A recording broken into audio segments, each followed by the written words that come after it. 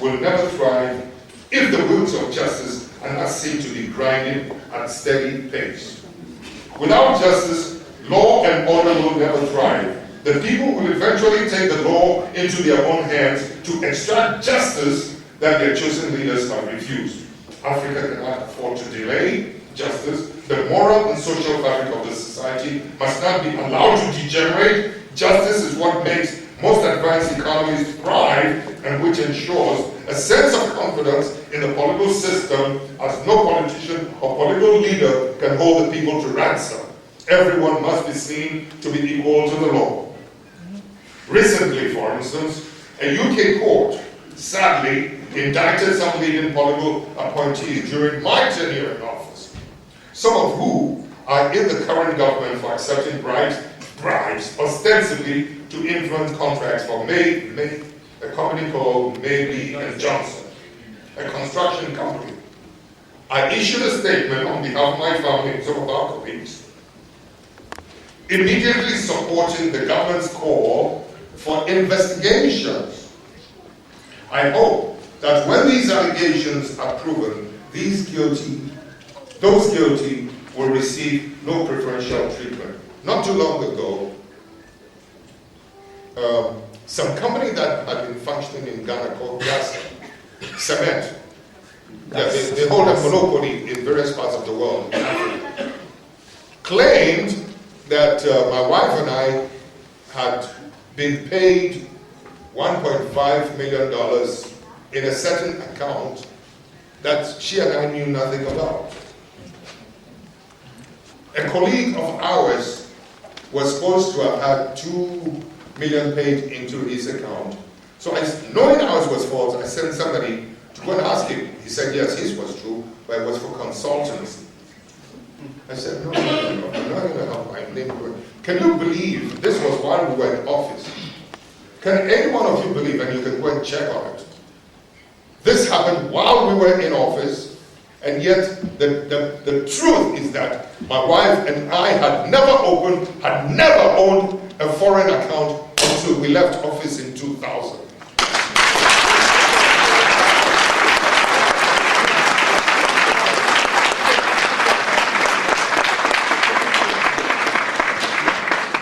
When we chased this thing up, of course, we were made to understand their lawyers are very expensive. Even if we're at it, we're not going to pursue it. We're going to have to fight this thing. Interestingly, no, let me tell us long story short. Finally, we decided we're going to take it up, and a Norwegian lawyer, I think, read the whole case and realized that there's no evidence for that accusation, and decided to take the matter up. But I said, before you go to court, I'm coming to hold a press conference and make a serious political indictment of those people. We were there not too long ago and held a devastating press conference. The national Norwegian, whatever it is, was there. When we finished, so were three others, when we finished, they did a personal interview right in the room in front of all us, and it was all done. Not 1 minute of it was featured. They were rather, apparently the gentleman who had accused us happens to be an elderly man and an old Olympic hero who was a role model for the society and for the people. Meanwhile, he had come to work in Ghana, was responsible for, Gassam has wanted to enjoy the cement factory, to enjoy some cement monopoly in various parts of the world. I'll tell you some solid stories. To cut a long story short, I think the Norwegian government would much rather preserve a perceived innocent image of this criminal against, for once, and I don't think it's for once, an African head of state who had demonstrated that his integrity was not viable.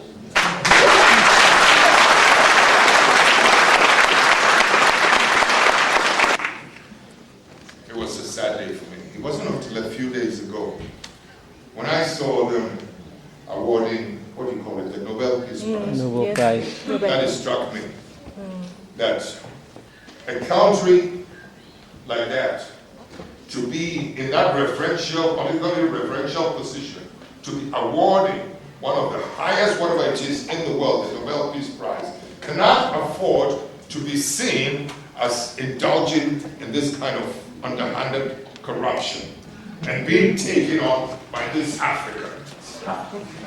That's how I saw it. Otherwise, it serves as a blight on their image and their reputation. For me, the case isn't over because the world knows my family, we're not viable. And yet in Africa or in some parts of the world, there's a saying that the book doesn't lie. No matter how much lie is telling, and you say this on the air for ordinary folks, because they say the book doesn't lie, then they think it must be true. And especially when this falsity is coming from a white man's court in Europe, then it's like, it must be absolutely true. Or the point we are making is that, staying in power, our power emanates from our authority. That we believe in the power of the people, we believe in accountability, we believe in integrity, we believe in ethics, we believe in the old values of civilization.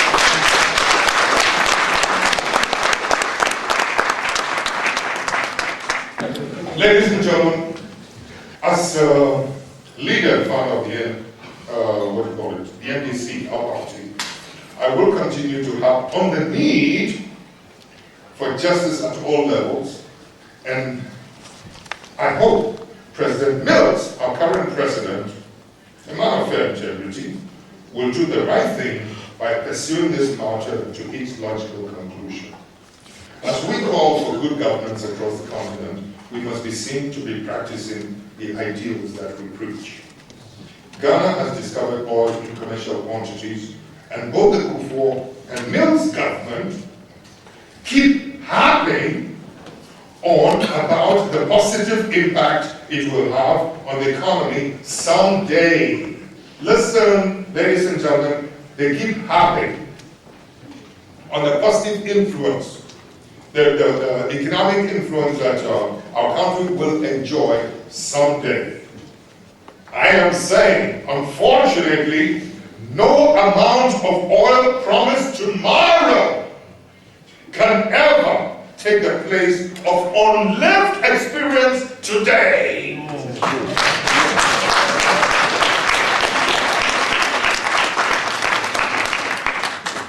You understand what I'm saying? Yeah.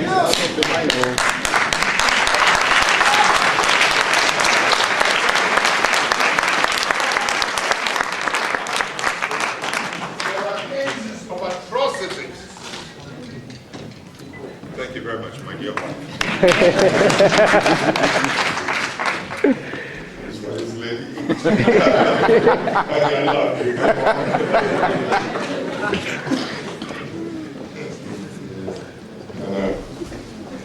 Next time I'll carry this along. In all words, ladies and gentlemen, atrocities have been committed in the past. He's promised to deal with this. No, I'll cut it short, you invite me and I'll explain it, okay? Now, if you cannot ensure, no matter how rich or poor people may be, don't deny them the dignity of justice. Because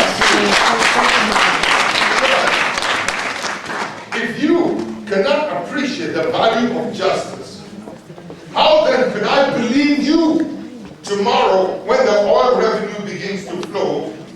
Is that what Nigeria has? No. Anyway, fortunately, he's putting together a team to ensure an equitable distribution of the country's wealth. But if you want to show good faith, people are living with the pain of their kings, their elders being slaughtered. And it's not unknown, government has a hand in it.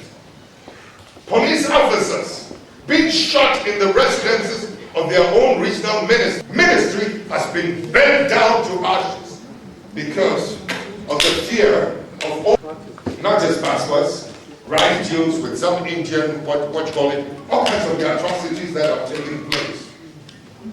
They will have to They've ruined virtually histories, a long history of, our foreign affairs activity. I was saying to some of our colleagues yesterday, the mistake we've made is that we have not assembled our moral high ground since we came into office. Not being melodramatic. Under their leadership, cocaine gained ascendancy into making Ghana the first or second most important transit point of cocaine. I warn your Western powers, these guys are financed by cocaine barons. But no, your people were just interested in having you get out and let under the name of multi-party democracy, get out and let another one come in, irrespective of whether they are a band of crooks. You see what I mean? Constitute themselves into a political party and just and to buy votes. Votes are now buyable. It's not just a question of using the guns to perpetrate or to have it themselves.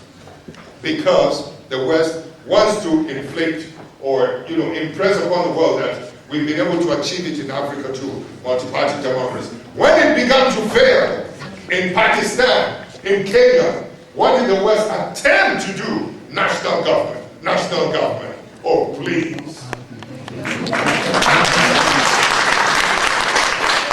Okay. We are rather saddled. Don't drive me away. In the end, we're rather saddled with self-seeking leaders with ostentatious lifestyle who rather receive the support of some amongst their developed partners. Ladies and gentlemen, when nationalistic fervor is not supported and political leaders with corrupt credentials are allowed to entrench themselves, it destroys the moral fabric of society to the extent that even academic work is affected, and some lecturers can abuse the integrity of their educational system by awarding marks to students based on ethnic, political, or even sexual biases. Yes, yes, yes, yes, yes. In the end, we fail to recognize academic brilliance and merit, allowing a cabal of selfish educationists to de-recognize academic brilliance and having their own mediocrity, their mediocre family members or political affiliations to rather enter and begin to take decisions. Ladies and gentlemen, we cannot achieve good governance without probity and accountability. Government must be answerable to the people in every facet of its questions. There is operations. There is no good in hiding behind official secrecy acts and allowing the electorate to conjecture that what the real facts are. Managing a country involves huge financial resources obtained from the sweat of the ordinary people through taxes and from loans that have to be paid for by the same electorate. We owe them an explanation for every dime we spend and cannot afford to compromise on it. It is sometimes unfortunate when one comes to the realization that governments rather seek the well-being of political appointees, offering huge allowances, car loans, and expensive accommodation, while the ordinary folk cannot survive on the national minimum wage. Sadly, the collapse of the bipolar world has allowed the West to cover up regimes that have lost track with their people, and by washing their track record and even creating the impression that they are darlings of democracy. Once the government accepts the prescription for uncontrolled capitalism, then they are attacked as a successful democracy, even though the ordinary people cannot be sustained on what the Pope John Paul once referred to as the savagery of capitalism.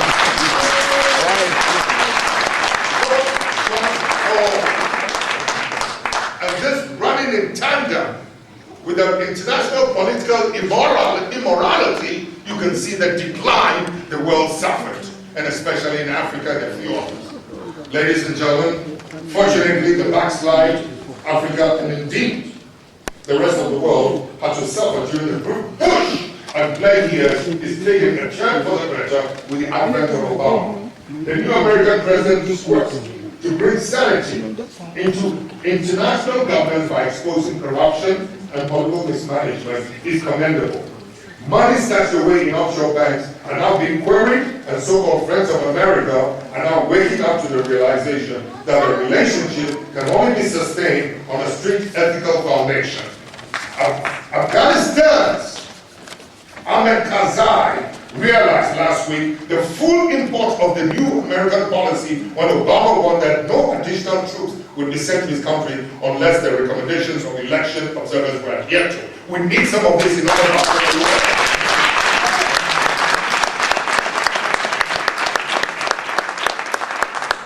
Ladies and gentlemen, I haven't changed the subject. Good governance is also predicated on the genuine support of our development partners. If they fail to support us with real intentions, but rather do so on petty and parochial agenda, as experienced over the past decade, it breeds corrupt leaders. When elections in a large and recognized democracy like the United States is seen as doubtful, it gives room for some opportunistic African leaders to take a cue from them.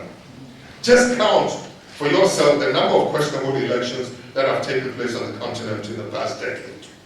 The record speaks for itself. The failure of our development partners to hold their institutions and our corrupt leaders in check in the past allowed the decadence to degenerate into a life of its own. The leaders and personalities who perpetuated this on their people were rather recognized globally and sometimes even given awards as well as being knighted. When we practice a system of government where the welfare of the people is paramount, that we can develop and progress. Low per capita incomes and GDP mean we cannot assume that the harshness of capitalist approach to development will facilitate our national development. Today, as we celebrate the ideals of Nkrumah and Pan-Africanism, we have to recognize the fact that Nkrumah's dream for Africa, for Ghana and Africa, was one of a continent that looked out for itself. He balked at the prospect of a few laying claim to the resources of the state, while the majority are oppressed and compelled to worship their oppressors. Rather than continue from where he left off, successive governments refused to build upon his legacy until 1979 uprising and subsequently the 81 revolution.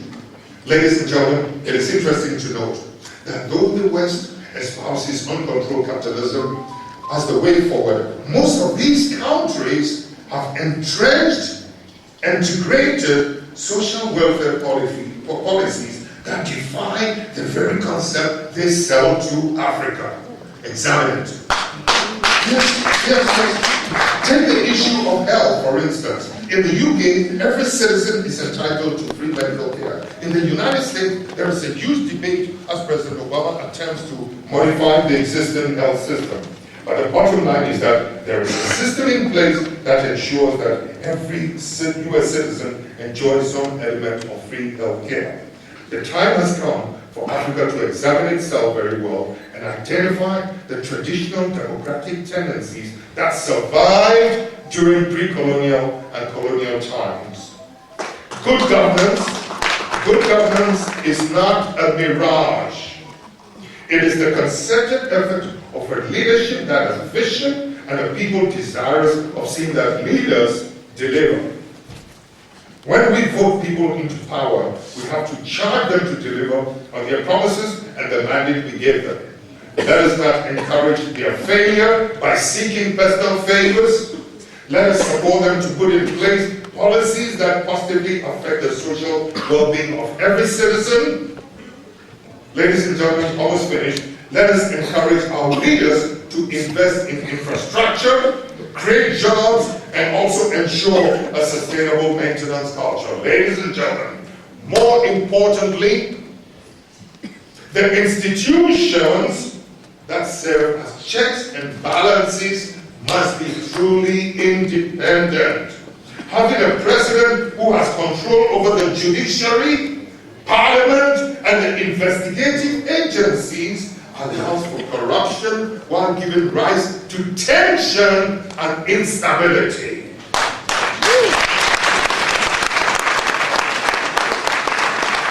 Ladies and gentlemen, Africa's corruption corruption index speaks for itself, and we have to allow for true independence for these institutions to the electorate, so that the electorate will have more confidence in the institutions and in their own leaders.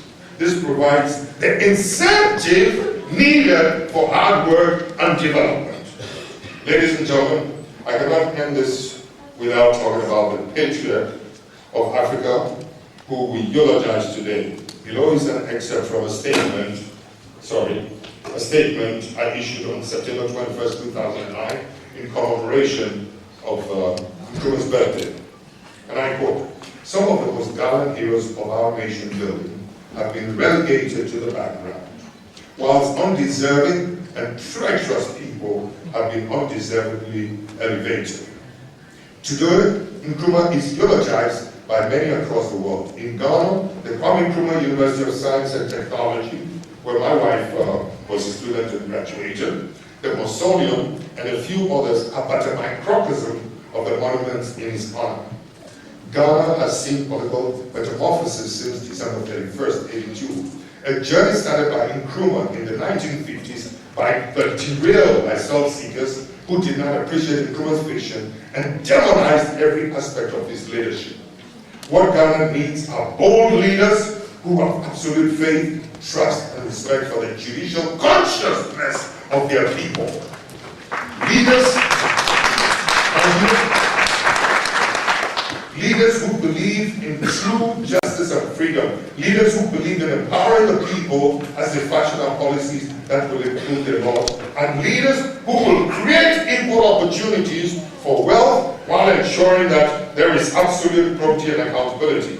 As we celebrate Nkrumah today, ladies and gentlemen, sadly, Nkrumah's name and legacy is being abused by the ignorant few like Kufuor and his cohorts who hate him and those who profess to be his followers, but who have used his name for their own selfish political ends rather than extol the virtues of this man. I am honored once again to be with you here today. Thank you.